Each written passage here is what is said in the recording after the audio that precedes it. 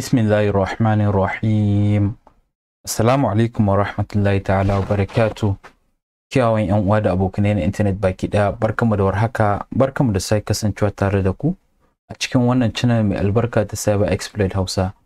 Na'am, so insha Allah a bidiyon mu na yau za mu ci gaba da tattaunawa game da Advent of Cyber 2023. So kai tsaye zan bude browser dina domin mu ci gaba daga inda muka tsaya. So yau shine rana ta 18 inda za mu yi bayani ne game da eradication. So an ce eradication ana magana akan gogewa ko kuma shafewa. So za mu ga abin da wannan story din ya kunsa. Suka ce a gift that keeps on giving. Bi ma'ana kyautar da ta ci gaba da bi ma'ana bayarwa, ko ce kyautar da aka ci gaba da bayarwa. So kai tsaye zan dan yi zoom in saboda ku dinga ganin abin da nake karantawa da kyau. Suka ce greedy is very greedy and doesn't let go of any chance to earn some extra elf bucks. During the investigation of an insider threat, the blue team found a production server that was using unexpectedly high resources. It might be a crypto miner. They narrow it down to a single unapproved suspicious process. It has to be eliminated to ensure the company's resources are not misused. For this, they must find all the nooks and crannies where the process might have embedded itself and remove it. So based on this, Greedy ya kasance ba shi da tausayi, sannan kuma ya ki barin duk wata dama da zai sa ya samu wani kuɗi game da abubuwan da yake yi. Kada ku manta Greedy shine yake ta bamu matsala based on wannan event din gaba daya. So a wani bincike da aka gabatar, yan fannin blue team bi ma'ana wanda suke kare suke defending martaban company din sun gano cewa akwai wata server wadda take consuming high resources, bi ma'ana tana absorbing din abubuwa da dama, tana absorbing din memory. Okay, it might be a crypto miner. Zai iya kasancewa maybe wani malware ne wanda ake kira da crypto miner. They narrow it down to a single unapproved suspicious process. So binciken su ya kai ga sun gano cewa anya ba wani abu bane yake jan memory, yake sa abun mu yana slow, ko kuma wani abu kwaya ɗaya yana ja mana space a madadin mu dinga ganin abubuwan mu suna tafiya cikin sauri da yalwala. So hakan ya saka suka gano cewa tabbas akwai wani tool ko wani software wanda yake running. Zai iya kasancewa ana buƙatan a cire shi a cikin wannan server din, saboda ya kasance ba kowane abu bane za a iya amfani da shi like ba tare da ka'ida ko wance bisa ka'ida. For this, they must find all nooks and crannies where the process might have embedded itself and remove it.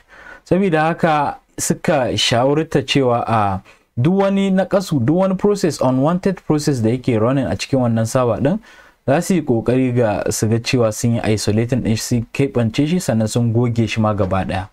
Sannan abu na gaba da mu yi bayani akan shine learning objectives, wanda ya shafi abubuwan da za mu koya a cikin wannan room din. In this task, we will learn identify the CPU and memory usage of process in Linux. Za mu ga yadda ake gano CPU, bi ma'ana ainihin kwakwalwar computer din, da kuma memory usage, inda ake ajiye abubuwa a cikin computer din based on abubuwan da suke running a cikin Linux. Ana magana a nan misali kamar yanzu na bude browser, so browser dina tana running ne a matsayin process. Imana aiki take yi a cikin computer din. Don haka za mu iya zuwa mu duba log files wanda yake nuna mana logs inda suke faruwa a yanzu, tun daga maybe abubuwan da na buɗe a yanzu kamar yadda muke gani. Baya ga haka za mu koya kill unwanted processes in Linux. Za mu ga yadda ake kashe ko kuma wato ainihin daƙilar da processes inda suke running a cikin Linux. Bi ma'ana maybe wayansu softwares in suna running, za ka iya killing ɗin identity nasu kai tsaye ta yadda za su daina aiki gaba daya.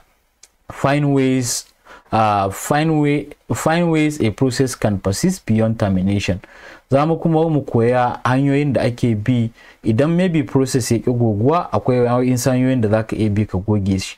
Remove persistent processes permanently, yanda kuma za ka goge process din da yake kamar serving a matsayin backdoor, ta yadda yake ba a taka dama ya dinga shigowa computer ɗinka bayan ya shiga ta farko, maybe bayan wasu lokuta zai dinga dawowa.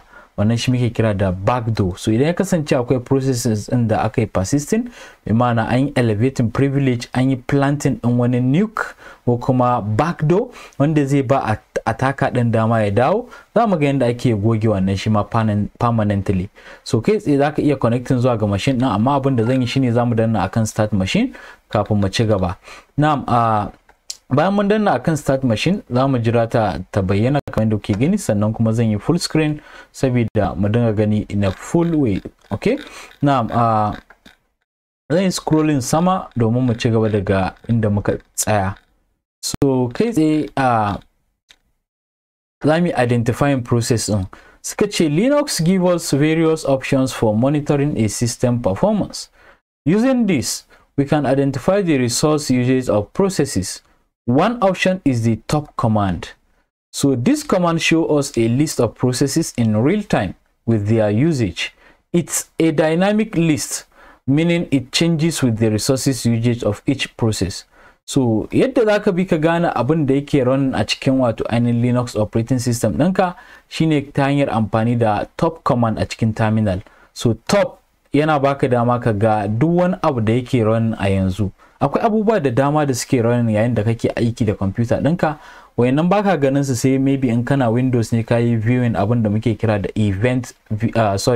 task view. Okay, domin ko ce task manager, afwan, zaka ga task din da suke running. Wayannan task din zaka iya kiransu da processes, bi ma'ana task ne, aikace ne da kake yi. Duk wani abu da ka bude yana serving a matsayin process. Okay, so haka zalika za mu ga yadda ake identifying wayannan processes din ta hanyar amfani da top command. Duk wani wato ainihin process da yake running, in ka rubuta top a jikin terminal ɗinka zai bayyana maka. So zan iya demonstrate in nuna muku a terminal ina, amma kuma ba komai nake so ku gani na wato ainihin terminal ɗinnan tawa ba, saboda haka za mu yi amfani da attack box bayan ta gama. Okay, na'am, suka ce let's start by running this command in the attached VM. We can type top in a terminal and press enter. It will show a similar output to one below. So idan machine ɗin mu ta gama, za mu buɗe terminal sai mu rubuta top. Bayan mu rubuta top sai mu danna enter, wanda zai dawo mana da abu kaman haka, kamar yadda muke gani. So za mu nuna hakan aikace saboda kan mu amfani da nasu wanda suka dawo mana da shi ana. So baya ga haka suka ce in the terminal the output changes dynamically with the resource usage of the different processes, similar to what we see in the task manager in Windows. It also shows important information such as PID, ko kuma ka kira shi da process ID, user, CPU usage, memory usage, and the command or process name. So just kaman a Windows muna amfani da task manager domin ka ga processes ɗin da suke faruwa, abin da yake absorbing ko kuma yake consuming memory ɗinka ko kuma CPU ɗin da kake da shi like in a real time a yanzu da kake amfani da computer ɗin. So wannan command ɗin na top zai nuna mana duka wannan abubuwan kamar irin su process ID wanda ake kiran shi da PID, ko kuma CPU usage bi ma'ana amount of space da CPU ɗinka yake consuming, sannan memory usage, amount of memory da computer ka take consuming ko kuma abubuwan da kake running ko wannan process ɗin da suke running suke consuming, da kuma sunan process ɗin bi ma'ana wannan abin da yake running. So haka zalika zai bayyana maka user bi ma'ana wani user ne yake running wannan processes ɗin. Idan ya kasance akwai users mabambanta, zaka ga kowanne akwai process in da yake running in a real time. Okay, in the above terminal output we can see that the topmost entry in the output is a process that uses 100% CPU. We will return to it later, but for now we can see that our shell is not interactive and only shows this command results. So to exit from the view, press Q. Okay, so kai tsaye zan yi viewing wannan in full screen mode saboda mu dinga ganin komai da komai yadda ya kamata. Sannan kafin ya gama budewa zan dan yi bayani game da abin da muka karanta. Suka ce bayan ka rubuta top a cikin wancan terminal din da ka bude, hakan zai saka ka ga process din duka da suke running, tun daga maybe kama PID 1 2 3, maybe random PIDs bi ma'ana process ID, har da suna bi ma'ana wani user ne keep running wannan process din, da kuma amount of CPU usage da suka yi consuming, da memory usage, da ma wato ainihin sunan wannan processes din. So now kai tsaye kamar yadda muke gani attack box din ma yanzu tana kokari ta loading. So bari na dan ci gaba da karantawa saboda kan mu jira ta. Suka ce killing the culprit, yadda zaka kashe wannan process din da baka bukata. At the top of the output of the top command, a saman top command din nan da muka yi running, we find our culprit. It's the process named A, which uses unusually high CPU resources. In normal circumstances, we shouldn't have processes constantly using very high amount of CPU resources. However, certain processes might do this for a short time for intense processing. So da dama kana running wani abu yakan consuming CPU usage ɗinka, bi ma'ana yakan consuming CPU ɗin computer ɗinka da ma memory. So haka zalika bayan mun rubuta top command, result na farko da yake bayyana akwai wani process mai suna A, okay, wanda yake consuming high CPU resources, yana consuming like memory ɗin ko in ce processor ɗin wannan computer, in this case kali ɗin mu kenan. Haka zalika in a normal circumstance, normally akwai process ɗin da suke consuming CPU, amma ba wai lokaci mai tsawo ba, na ɗan lokaci kalilan ne suke yin wannan, saboda maybe suna gabatar da wani aiki wanda yake buƙatar su absorbing wannan CPU processor ɗin ko kuma process ɗin, okay. Saboda haka a browser ɗin mu kunce attack box ɗin mu ta gama, za mu buɗe wato ainihin terminal. So zan danna akan terminal, sannan za mu yi full screen akan ta saboda mu dinga ganin duk wani abu da yake wakana.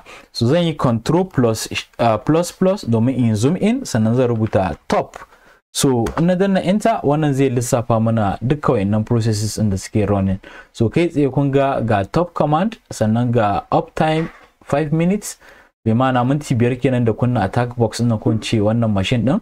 Haka zalika ko da a ce normal kali ɗinka ne zaka ga wayannan bayanai din. 0 users, ba wani users da yake amfani, load average duka ga bayanai ne muna gani.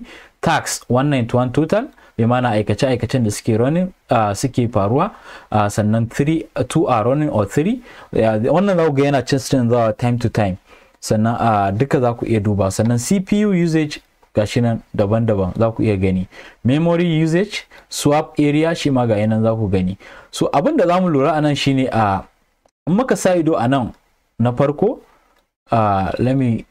can I click on this? Yake clicking. So muka sa ido a nan na farko din nan zamu ga cewa akwai user root yana da PID 667, sannan a karkashin shi yana consuming 100% CPU.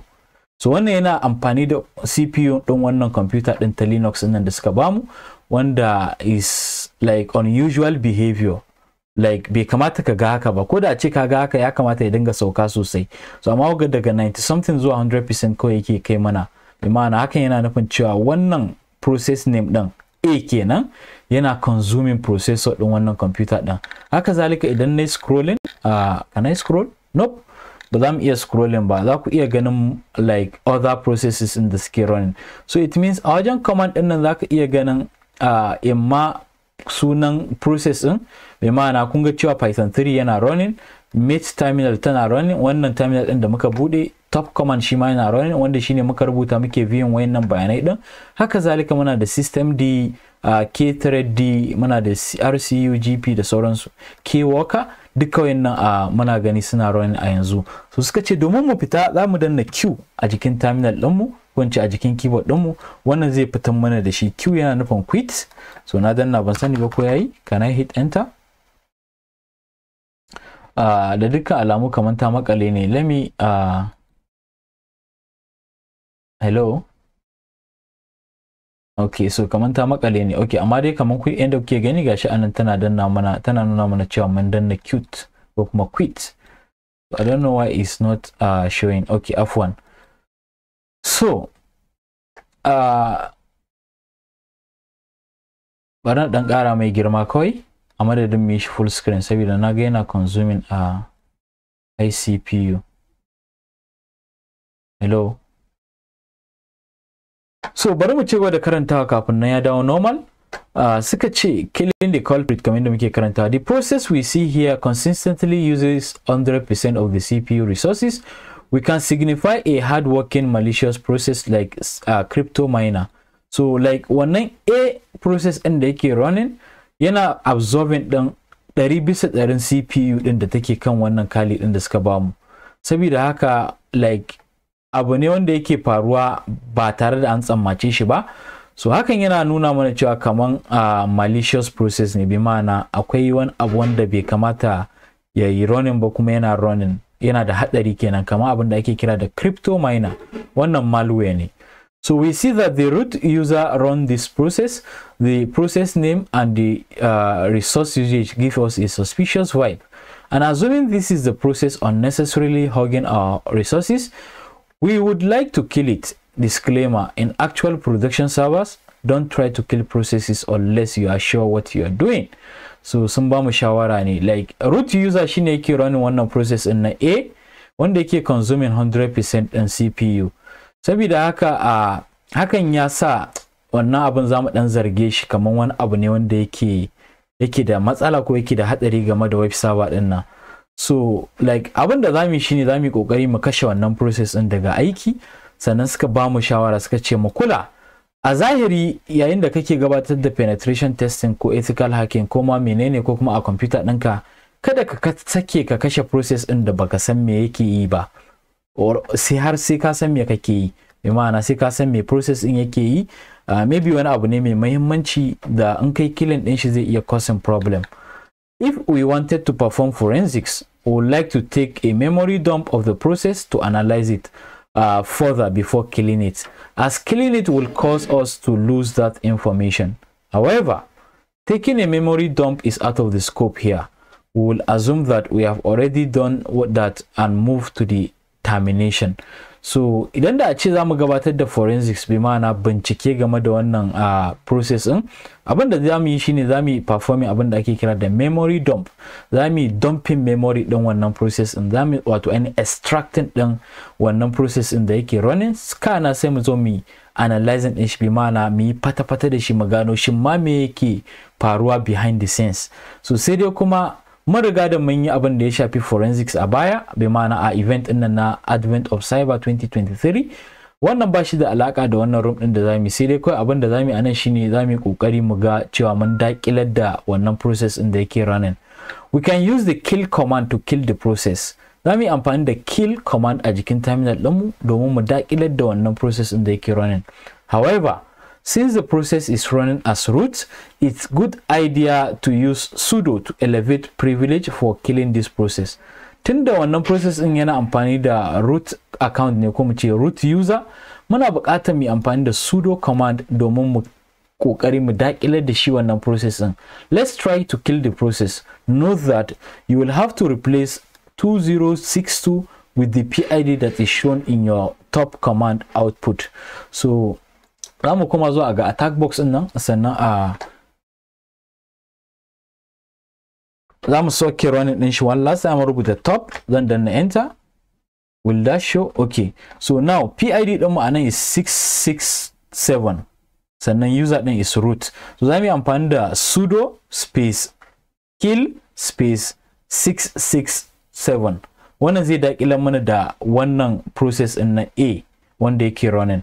So zan danna Q domin in fita, sannan zan iya clear, I think. Can I write clear?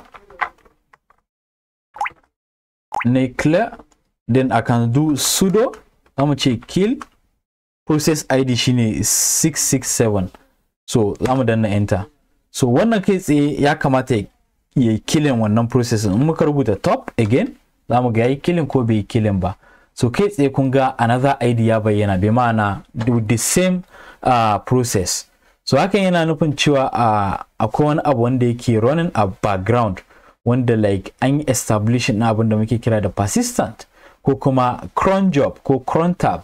So cron job yana faruwa ne yayin da kake so ka automating wani abu duk lokaci kaza ya dinga yin abu kaza. Maybe an yi programming wannan process din ta yadda duk bayan second 5 ya ƙara running din sabon tool din, ko kuma ya ƙara running wannan the same command din ko kuma process din in that case.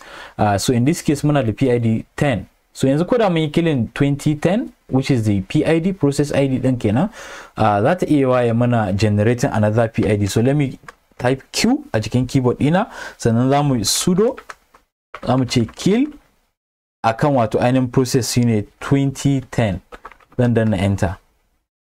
So wannan ya kamata ya ƙara mana killing process din. So zamu rubuta top again, then hit enter. As we can see, yanzu ya zawo 2018. Oh my god, this is very very awesome.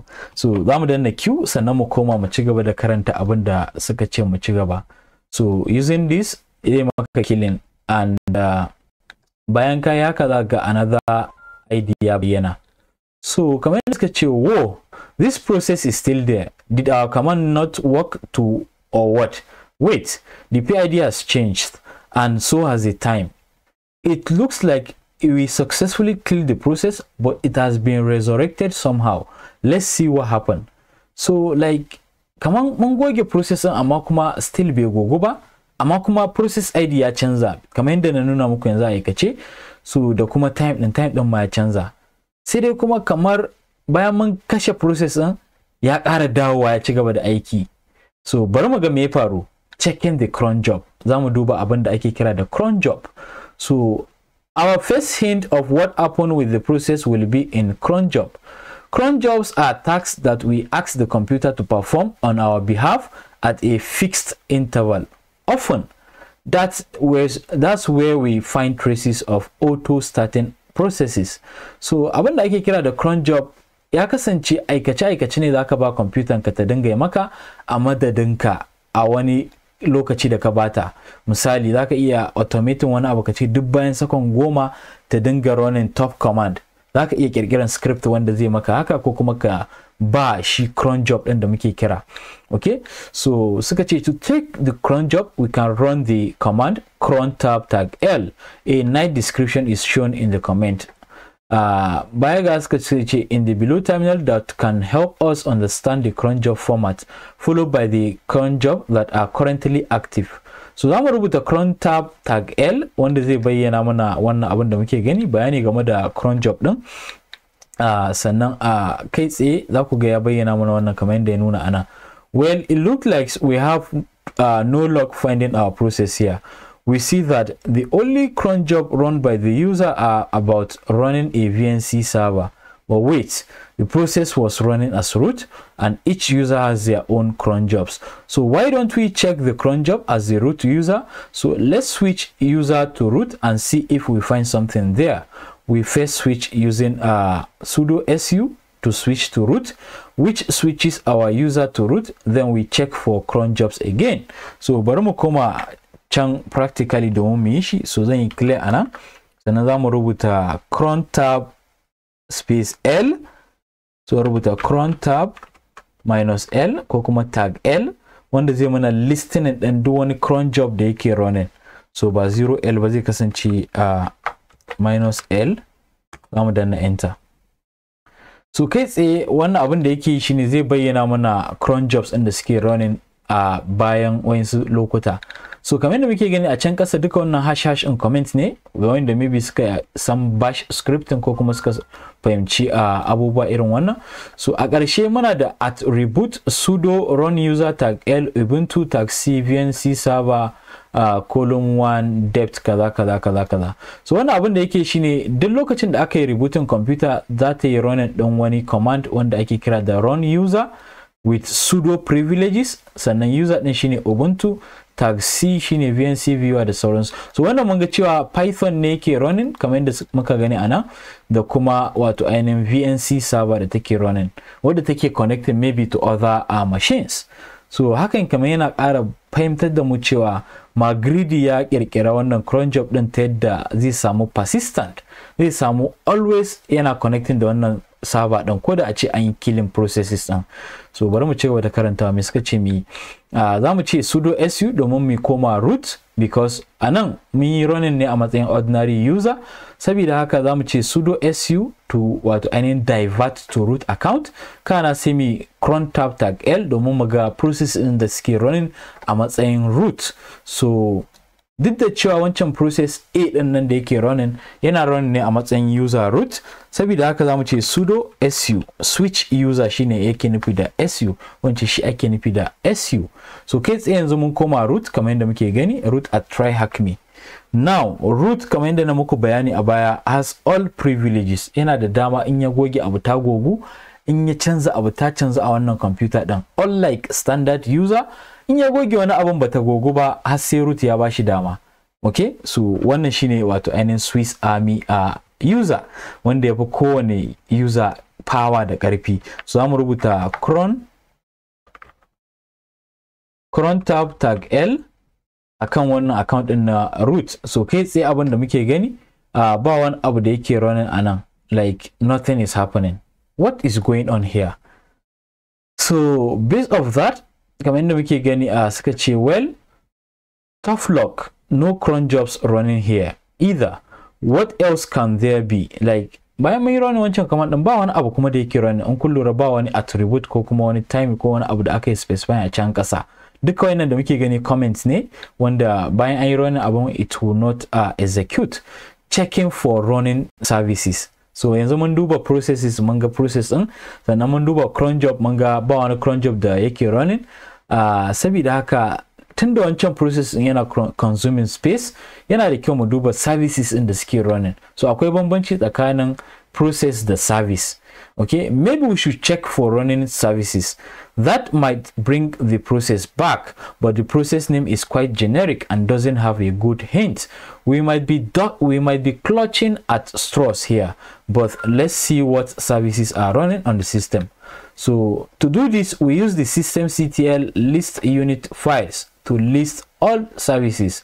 Since the services we are looking for must be enabled to respond the process, we use grep to give us only those services that are enabled. So za mu yi amfani da wannan command din na systemctl wanda zai dawo maka da duk wani service da yake running a cikin machine din, amma kuma in kai haka zai dauki lokaci kafin ya dawo. Saboda haka za mu yi amfani da grep wajen finding din wanda suke a kunne that are enabled. So kai tsaye za mu yi running wannan command din systemctl list unit files, sannan mu yi piping din shi zuwa grep. So let me clear anan, za mu ce systemctl,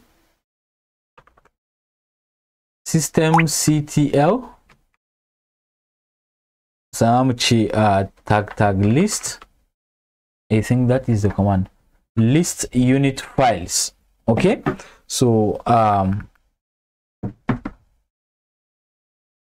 list unit files, sannan mu grepping enabled. So kamar na yi kuskure ana,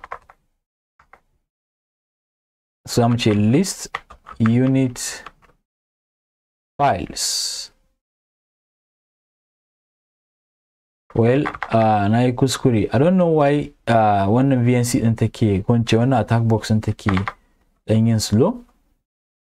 Maybe it's because of the process da wancan A din yake consuming. So shi yasa ga in na mai rubutun yana dan jan lokaci kafin yayi, because wancan A process din yana consuming CPU din.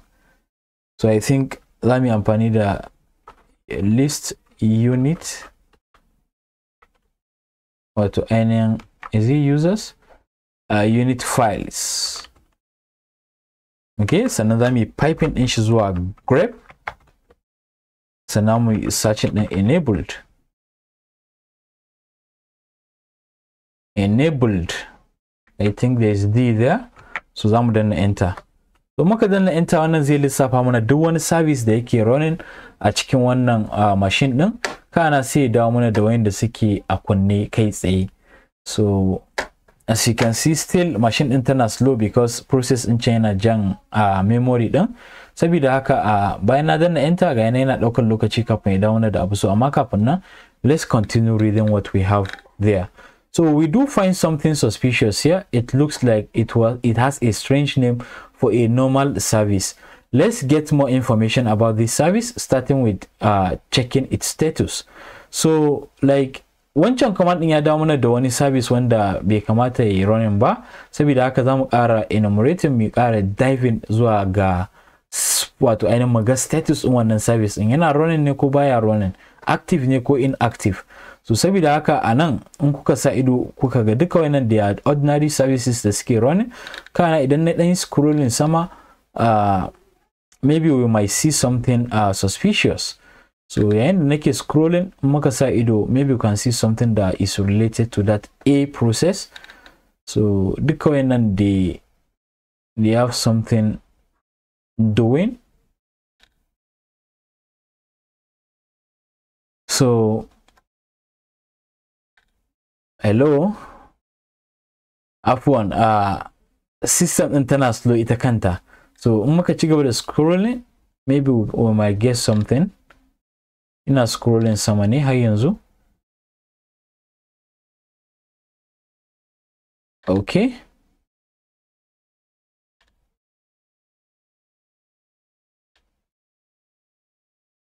Well. A zuwa yanzu ban samu wani abu wanda da is suspicious ba. So but we keep scrolling up a hankali because system din da kanta tana slow saboda wancan process din. Yanzu da zamu ce zamu kill wancan process din ko service din, za ku ga cewa ta dan dawo normal system din. So let me just quickly scroll up da sauri.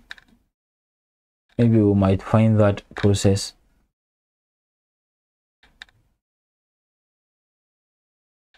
Well,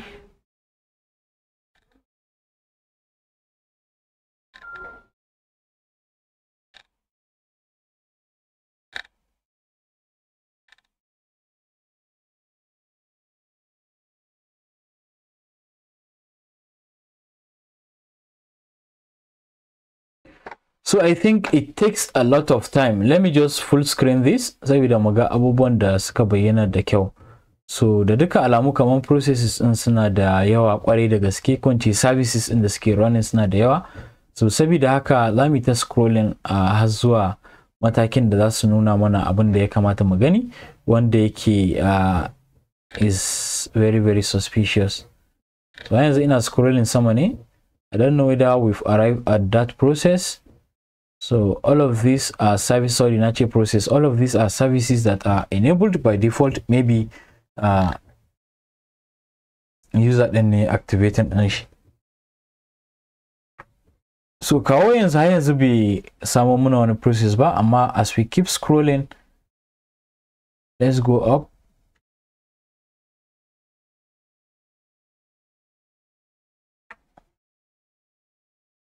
So kamar ma ya makalewa yake gaba daya, so I think bari mu hakura da wannan full screen din. Let's go back to that normal screen. Maybe we might find something useful. So we found the devil in the details. We can see that this service is running the process named A that we couldn't kill. What's more, the service is taunting us with a greeting message. We must kill this service if we are to kill this useless process. So kaman ya dawo yanzu, let me keep scrolling.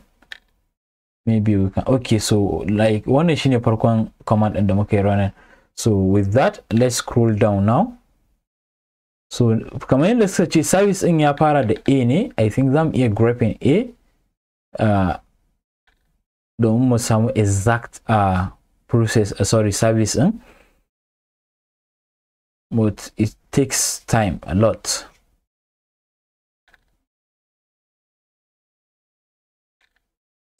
Okay, na so in ganshi a sama kaɗan. A.service, A.something. Let me scroll up one last time. atd.service, nope.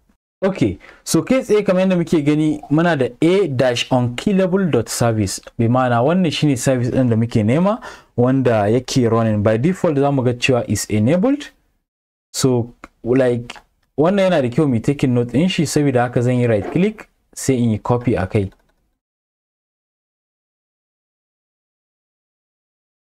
So wannan shine yake saka computer din mu take lagging, bi ma'ana wannan attack box din da ma sauransu. So let me copy that. Can I highlight that?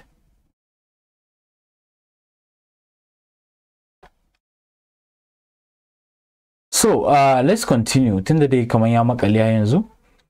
So like getting rid of this service, za mu kokari mu dakile wancan service din. So now that we have identified this service, let's embark on a journey to get rid of it. The first step will be to stop the service. So zaka iya stopping din shi ta hanyar, let's say by default kana root account, sai ka rubuta systemctl sai kuma sunan service din. So saboda haka let me go back kaman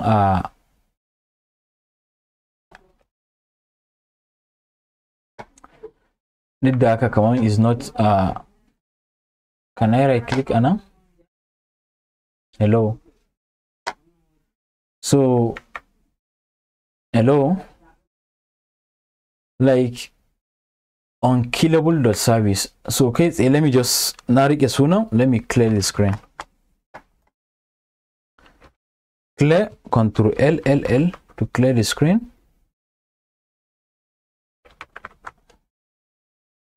So kun ga cewa like yana makalan mana da system din gaba daya.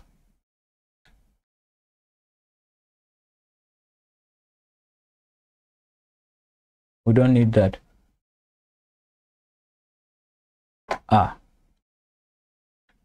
So systemctl stop a-unkillable.service. I think command din da zamu running kenan. Sannan zamu ga status din shi whether it is stopped ko kuma it is active again. Afwan, na dan dakatar da bidiyon ne kana na sake starting machine din. So kai tsaye zamu running wannan command din na system ctl sannan mu ce status stop. Sunan process service din shine a-unkillable.service. Okay, so now I'm done enter. Wannan yana tambayan mu password. We don't know what the password is, amma kai tsaye bari mu koma wato ainihin root.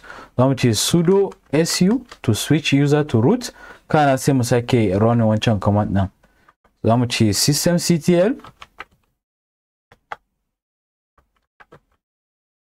zamu ce stop a-unkillable.service. Sannan zamu danna enter. So like bayan mun yi execute wannan command, idan muka koma baya za ku ga cewa zamu iya duba status ta hanyar amfani da status din can. So kai tsaye zan danna up arrow key kana sai in goge stop ya koma status. Status yana baka dama ka ga shin yana running, me yake faruwa da shi. So bayan mun yi haka zamu ga cewa now this service is inactive. Sannan kuma yana faɗa mana wannan location ɗin wannan service ɗin da yake, wanda shine /etc/systemd/a-unkillable.service. haka zalika idan muka duba muga cewa root user ne kawai zai iya wato ainihin killing wannan process ɗin, ordinary user ba zai iya killing ɗin shi ba. Sannan muna da unkillable exe bi mana executable. Command din yayi relying a /systemd/system/a. wannan shine inda ainihin wannan backdoor din yake, ko kuma mu ce wannan persistent crypto miner da yake executing wance yake running. So now baya ga haka zamu ci gaba da abin da suka ce suka ce yeah, not so unkillable now, is it? But let's not stop here. Let's check up on our process running the top command. We get the following. So like sun ce mu sake running top command a ciki, bayan nan zamu iya disabling din service din gaba daya ko kuma service din gaba daya. So let me just go back again. So na mu rubuta top. So bayan mu rubuta top, so kun ga yanzu babu wannan processing A. Sannan kuma computer yanzu ba ta slow in kun sa ido da kyau. So bana dan yi zoom in da kyau saboda ku na gani. So that is that. So having said that, I think let me just do full screen. Maybe that will help.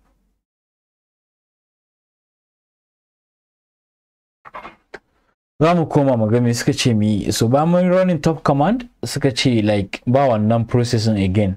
So can we disable? So next abu da suka ce mi shine mu yi disable din wannan service din. So bari na koma sannan zan danna Q don mu fita a cikin top command. I can clear the screen. Sannan something is wrong somewhere with our attack box. Tana yin slow sosai. So can I write Q? Enter. Hello. Bari mu cire ta a full screen tukunna.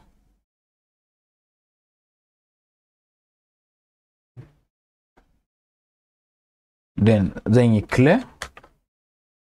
Sannan zan danna up arrow key a jikin keyboard ina.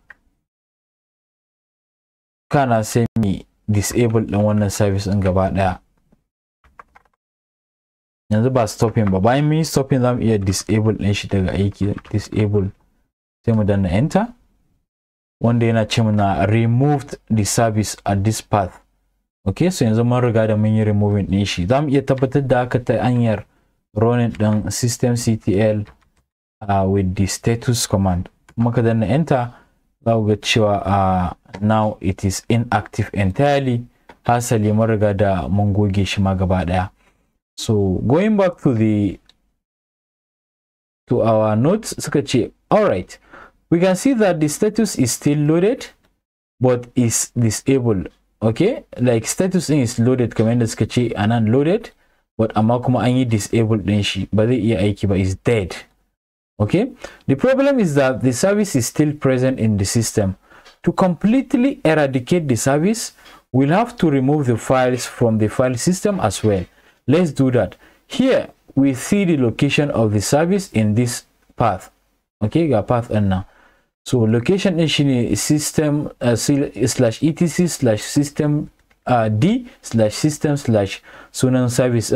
So now at the location of the process is etc/system d/system/a.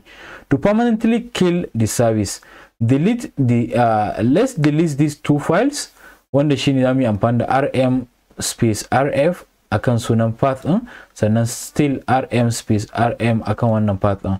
So amma kafin nan, let me quickly go through the questions saboda kasu tambaye mu abin da zamu zo sai mun ƙara spawning service din. Suka ce what is the name of the service that responds the processes after killing it. Wannan shine wannan service din na a/wato any unkillable .service. Shine answer mu ta farko. Muka danna enter zamu ga cewa the answer is correct. Suka ce what is the path from where the process and services are running from. Menene sunan path din da process din yake running? Mun ganshi shine /etc/system d/system. Muka danna enter, wannan shi ma kaman is correct kamar yadda muke gani. So sura ansa kwaya daya, wanda kafin mu kai ga amsa wannan tambayan zamu dan yi scrolling sama saboda mu goge service din gaba daya. rm rf akan wannan path din, wanda /system/a ko. So let's go back to our machine. Zamu ce rm, kada ku manta mu root ne, zamu iya goge komai ta gogu. rf akan /etc/system d/system/a. zamu danna enter, wannan ya goge mana shi. Sannan zamu danna up arrow key, kana sai mu ce a-unkillable. Okay, bayan unkillable.service zamu danna enter. Wannan still ya goge mana wayannan wato ainihin binary files din. Okay, tun daga inda process din yake da kuma ainihin shi wannan service din inda yake. Mun ga da mu goge sai yanzu gaba daya a cikin machine din mu. Yasa ga yanzu ba ta slow kamar yadda ta yi a farko. So finally we are now rid of the stubborn service that claimed to be unkillable. To wrap it up, we might run the following command to ensure no remnants are left. This will reload all the services configuration and create the whole service dependency tree, meaning that if there are any remnants left, it will eliminate them. So zamu running wannan command din domin mu reloading din ainihin daemon din duk wayansu services da processes da suke running ba tare da effecting din su ba. So wannan yana tabbatar mana da cewa bayan mun goge komai da komai, yana da kyau mu ƙara restarting ko kuma mu reloading din komai da komai ya ci gaba da aiki yadda ya kamata ba tare da ya bamu wani matsala ba. So zamu iya aiwatar da hakan ta hanyar amfani da system ctl, da namu ce daemon I think -reload ne, zamu ce daemon reload, sannan zamu danna enter. So wannan ya mana reloading din duk wani process da service da yake run a cikin machine din. So mun riga da mun gama wannan machine din, ga tambayan mun riga da mun amsa su. Sannan suka ce the malware prints a taunting message. When is this message shown? Choose from the options below. Bi ma'ana wancan crypto miner din yana rubuta wani sako. Yaushe ne wannan sakon yake fitowa? Mu zaba daga cikin option din. Na farko randomly, na biyu after a set of interval, na uku on process termination, sannan na hudu none of the above. So ban tunanin akwai wani abu da yake bayyana wani sako wanda ba mu gani ba. So kai za mu je mu rubuta 4 a matsayin ansan mu. Zaka iya testing 1 2 har zuwa maybe 4 to check the validity of that question. So kai tsaye wannan kenan. Now so duka anan zamu dakata game da eradication, inda muka koya yadda ake terminating din processes da services wanda ka tabbatar da cewa za ta iya virus ne ko kuma malware ne an saka maka shi, ko backdoor wanda yake ba ataka dama iya sarrafa computer ɗinka ba tare da ka sani ba. So za ka iya achieving haka ta hanyar running ɗin wato ainihin top command. za ga duk wani processes din. Another command da za ka iya amfani da shi wannan zai kasance bonus shine ps-aux. wannan zai dawo maka da duk wani process da yake running, kana sai ka ga me kake so ka goge akai. So kai tsaye na scrolling sama za ga process da PID ɗinsu da ma user ɗin da yake running da wato ainihin sunan process ɗin da service ɗin da suke running. So muka scrolling da kyau za ga cewa duka wannan processes ne using the ps command. So akwai wanda like yana da kyau ka san su kamar yadda suka faɗa kafin ka goge, ka san me suke yi da sauransu. So kai tsaye kamar yadda ke gani ps-aux just kaman top command yake, ga PID process ID, sannan ga user ɗin da yake running ɗin shi, ga CPU usage, ga memory usage, ga TTY da sauransu, ga start time da sauransu duka. So wannan kenan. So insha Allah duka da wannan zamu yi wrapping wannan class. Kafin na yi wrapping zamu koma sannan mu stopping machine. Kada ku manta duk lokacin da ka gama amfani da machine din yana da kyau ka yi terminating ɗinta, wadda hakan yana taimakawa TryHackMe a madadin ka bata ta ci gaba da running. So still ina copying notes, kada ku manta. Me yawanci nakan yi bayan kowane video ne, saboda haka yana da kyau kuma ku dinga keeping track abubuwan da kuke yi. Maybe za mu kafa questions din da muka amsa da kuma amsoshin su. So saboda haka duka anan zamu dakata da wannan bidiyon. Idan ka kasance sabo zuwa channel din mai albarka, muna roƙonka da ka taɓa mana subscribe button, ka taɓa mana alaman ƙararrawa. Idan kuna tambaya ko wani ƙarin bayani ko kuma mai wani kuskure ko ga kamata ku sanar da mu, za ku iya tuntuɓa mu a cikin comment section din wannan bidiyon ko kuma a cikin description. Da wannan zan ce assalamu alaikum wa rahmatullahi ta'ala wa barakatuh. Peace.